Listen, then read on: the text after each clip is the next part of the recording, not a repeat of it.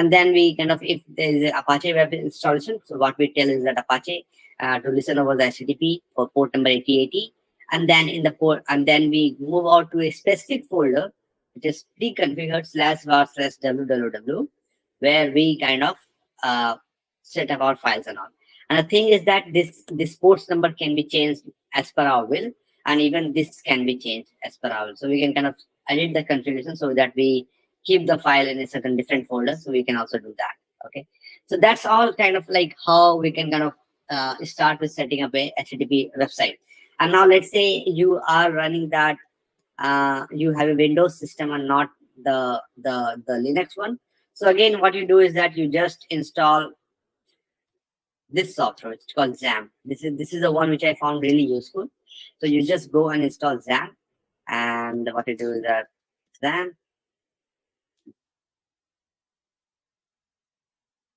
Okay, and thing is that this XAMPP is you can just download it for Windows or Linux or Mac, and it comes pre-installed with different other things like PHP and all. And thing is that it's very easy installation, and just kind of you select the folders and all from where you will kind of serve the web page, and just turn on the web server. It also, I think, has file transfer protocol inbuilt functionality. And once you do that, like, the website should be up and going. Okay, so that's all for like kind of setting up a website. Now let's go to the next part. So guys, feel free to kind of interrupt me whenever you have any kind of query, concern, or feedback. Okay. So let me now go to this next part.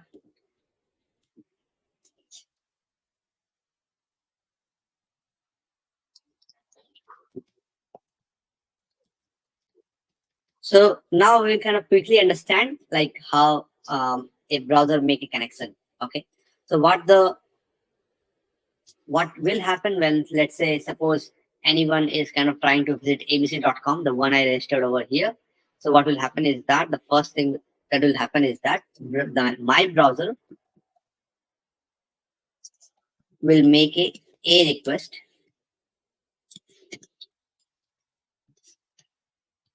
for my domain abc.com. Okay, so it will make a DNS A request. Okay, and it will try to get the IP address of abc.com. Okay, now once that's done,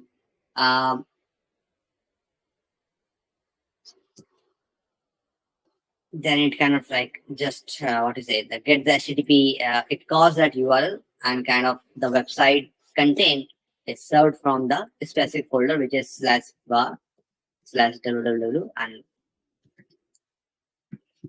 my site /index.html. Okay, so this is how normally the things look like. So thing is that, let's say this is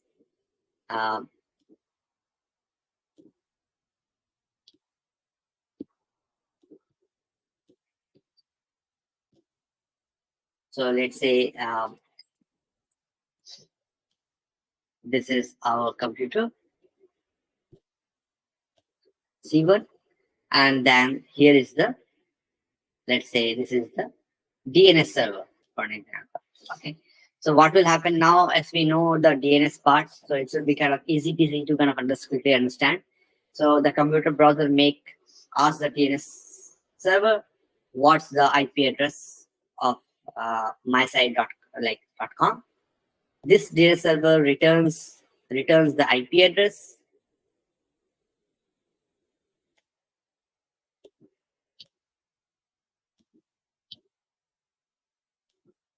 Let's say something like 1.2.3.4.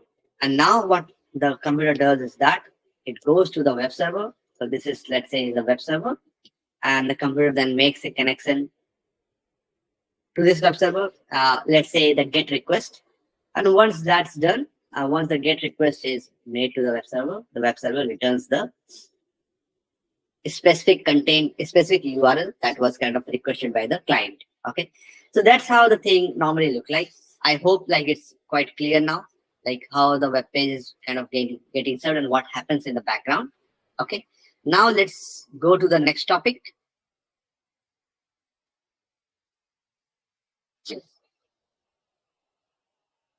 Okay, so what we will be kind of doing now is that let's say what happens like once the browser, the web page has been kind of loaded up in the web page, the web page has been loaded up in the browser, what all things happen. Okay, so thing is that if I go to let's say any of the URL like this one, for example, view page source. So what happened is that it has multiple kind of components inside that. So let's say basically it is kind of like HTML content, and then there, if you see, like there are multiple JavaScripts too over here. Okay, so these are the JavaScript. We start with the script type. And the type is text JavaScript. Then also the thing is that it has multiple images too. So if you see, like there are links for the images. The type is image, and similarly, what the thing is that it also has a CSS script over here. So if I try to open this up, you see the CSS script that is kind of, it is loading up in the background. Okay, so there are a lot of things kind of that are going in inside just kind of a website. And what the browser does for us is that it parses this HTML file for us. So what it also does is, like, let's say it parses HTML file, then let's say it found out that there is a CSS file. So based on the CSS file, what it will do is that it will change the look and feel of the website on the client side, okay, automatically. And then what it will also do is that, let's say it found out few of the JavaScript files, so it will try to execute those JavaScript files if the script is kind of correct one. Okay, so that's something that the browser will do for us. The next thing it will also do for us is that it will auto download the web pages. It will auto download the images from here. Like this is a PNG image. So if I go to that, this is the image. Okay, so it will auto download that, and what it will do is that it will put that icon at a specific position in the web page where we definitely want that. Okay, so that icon is kind of coming up in over here. Okay, so this is what the browser is doing for us. And then there are a lot of other things that like pictures, flash, then videos. So all the things are kind of handled by the browser itself. And then also you see that there's a link. So here to download the let's say the Windows or Linux or the Mac XAMPP version. So you also found that there's a link over here. Okay, so if you click on, let's say, download, what will happen is that it will automatically download the file from this specific URL, which is sourceforge.net. And XAMPP is for Windows, XAMPP is for Linux, and XAMPP is for Mac. Okay, so this is how. So there are like a lot of things that kind of browser does for us. The other thing is also is that most of the resources that we kind of encounter. So let's say we are visiting youtube.com or facebook.com. So one of the things that happens is that the content. So let's say the content over here. So let's say this is facebook.com. Okay, facebook.com. So what is happening over here is that, let's say we have requested a specific video from facebook.com via get parameter, for an example. So what will happen in most of the cases where the website has been kind of made up with a mindset of reliability and scalability. So what will happen is that the facebook.com web server will not serve the content for you. The content will be served by another server, which is called as CDN. Okay, content delivery network. The CDN, what it will do is that it will share that file with you, the video file that you have requested. So what is the benefit? The benefit is that the Facebook web server, the load has been quite less now. Okay, it is not handling now. No, it is just seeing that, okay, the request has came for the video, but it is not kind of sending that to you. Okay, so, and because of that, what is happening is that there are a lot of, like, the power consumption of the Facebook is not going to waste. Okay, this is all handled by the CDN and not by the Facebook. Okay, so there are a lot of things happening.